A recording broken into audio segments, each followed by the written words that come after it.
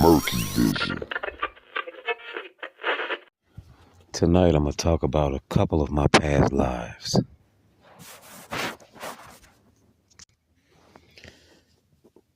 I remember living in a time where everything was kind of fancy-like, classical. It was like a time for storybooks. I remember when I was young, in my 20s, and I met my wife of that lifetime. She had a marble stone palace. We all did. The earth was a rich place during this time. It was very fancy, and most people was upright and had class. But it was a certain evil in the world that was unspoken of, that was growing in the background.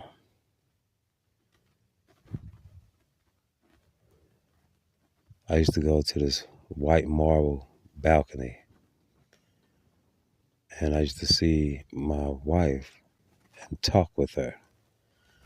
It wasn't like now, where people would go and date and have sex with strangers. We didn't do none of that. We waited till we was married. We had honor and dignity. I remember it was a beautiful world. Then I remember the end of my life, when my wife had passed away, and I was there with my grown children and other family members. And I remember sitting in the living room on a couch, and we was all talking and laughing and enjoying ourselves. And I had so long to live, I was about to pass away. And we had a good time just talking. See, during that time, everybody knew what happens after you die and how to prepare for your death and the next world. We all knew. It wasn't like now where life is meaningless and death is a secret and nobody knows anything. It wasn't like that then. Back then, we knew all that stuff. Everybody did. It was common knowledge. That died with the old world. See, we could plan and prepare ourselves throughout our lives for the next life. We can even plan to meet up with each other and everything. We had it all down to a science. Yeah. And after that, time passed and the world changed. And the wicked beast men became in charge of the earth. I will give you the world if you serve me and forever hunt the children of God. See, I spoke to my kids, and we talked and we laughed, and then I passed on. I remember that. Just bits and pieces of that life. I remember another lifetime where I was a young boy, about 9, 10 years old, and I was a slave in the South in America. I remember it was a gray, cloudy day, kind of cold. And our owners brought us all on a wagon, and they took us all to a farmhouse. This white farmhouse, this had white siding on it. And we all sat on the back of this wagon, and we drove out there. And they dropped us off, and so we can clean this field. And the field was a field full of boulders and rocks. They needed that field cleared so they can plant crops. So our owners had lent us out to this other family for payment. So when he dropped us off, they told us what to do, and they left. Him and the family. They went out to eat. We stayed there and we worked. The older slaves told them that I was sick when we got there. But they didn't care. I didn't even have shoes on my feet. I went out there and I worked and I passed out. They brought me on the porch. And they waited for them to come back. And as we waited for them to come back, because I was in cold sweats, I died.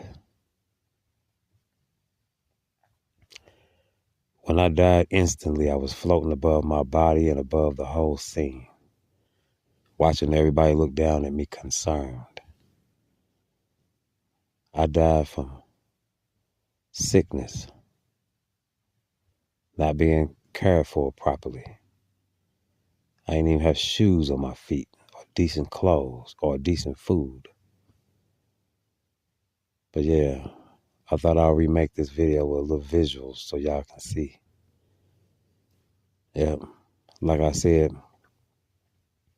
after I died, I felt sorry for the rest of the slaves because they still had to be slaves.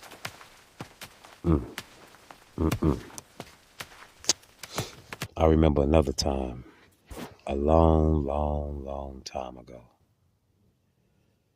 I lived in a carved stone. We carved a house out of a stone.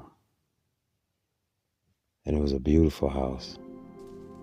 When you walk in, the staircase immediately turn, go downward, and open up to a vast room that's beautiful. It smelled like herbs and incense. We was tribal people dressed in leaves. We had a beautiful, pleasant life. The atmosphere was beautiful, tropical, full of fruits and vegetables. I went out one day hunting. And somehow I fell ill. I'm not sure what happened. Maybe I ate something. And I was getting dizzy. And I started making my way back to the house. Meanwhile, my wife and my daughter was out picking berries. And as I ran to the house and got to the house, they was just coming back too. I fell down, clenching my stomach, and